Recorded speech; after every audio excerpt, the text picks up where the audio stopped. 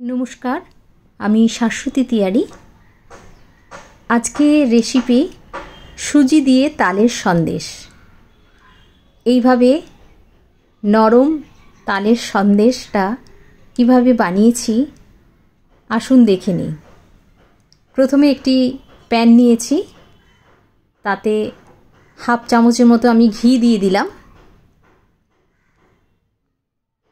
ঘিটা একটু গরম হবে, তার ওপর আমি সুজি দিয়ে দেব। সুজিটা আমি ঢেলে দিচ্ছি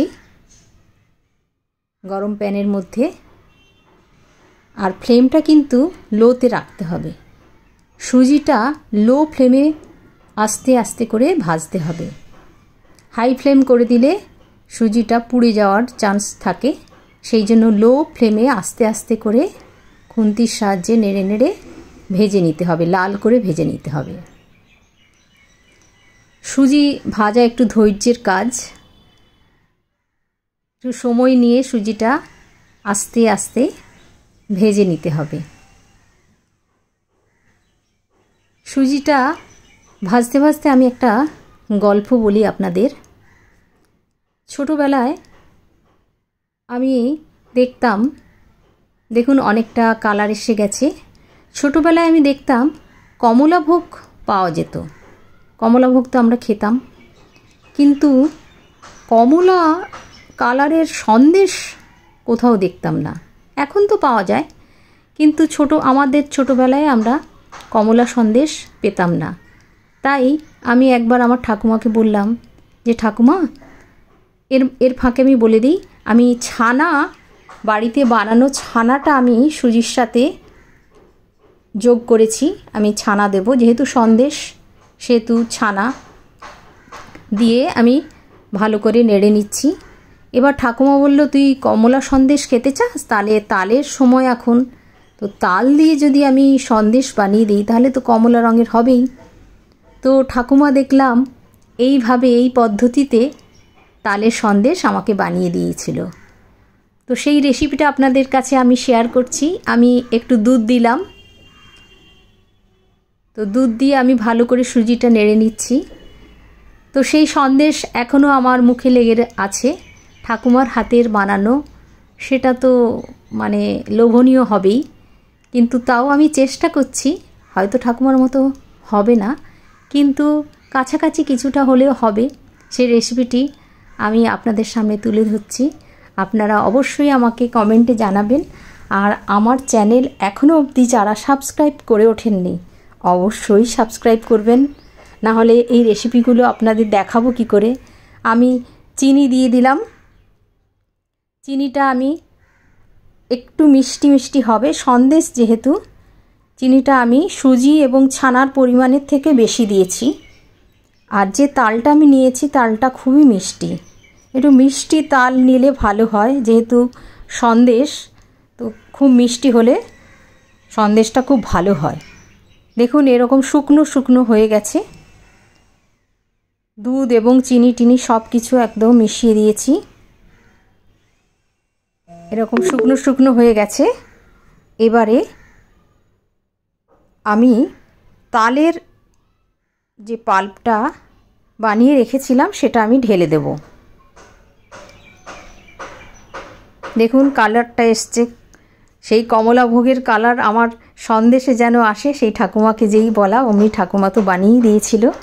তো সেই রেসিপিটি আপনাদের সামনে আমি দেখাচ্ছি। আপনারা অবশ্যই বানাবেন বাড়িতে, দেখবেন খুব পছন্দ। ছানা, সুজি আর তাল, এই তিনটে উপকরণ দিয়ে সন্দেশ বানিয়ে দেখবেন, ভীষণ পছন্দ করবে। বাচ্চারা তো খুবই ভালোবাসবে, বড়রাও তার সাথে।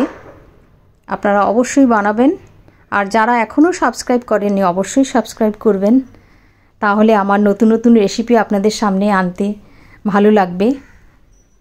দেখুন এই রকম একদম নরম হয়ে গেছে, একটা মাখো মাখো ব্যাপার হয়েছে।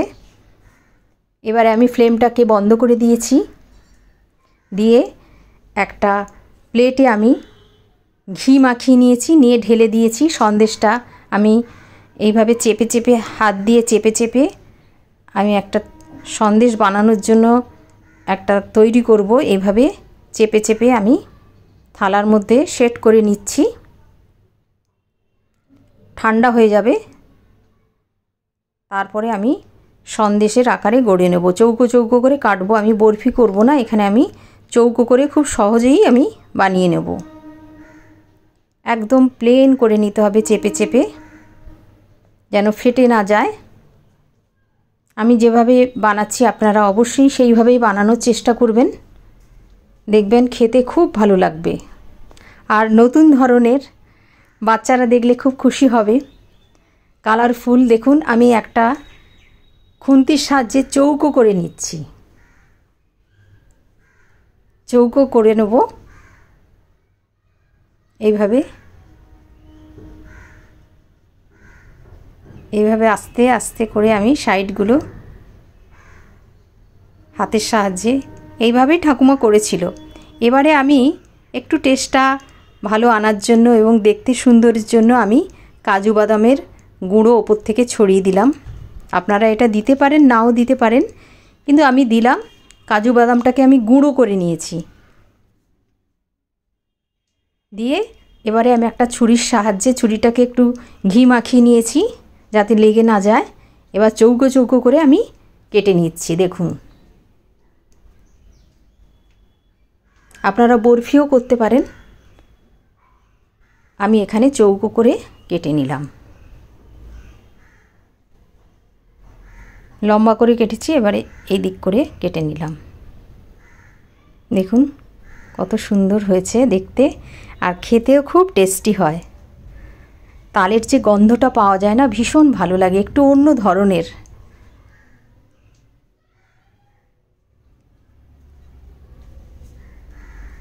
দেখুন খুব সুন্দর হয়ে গেল।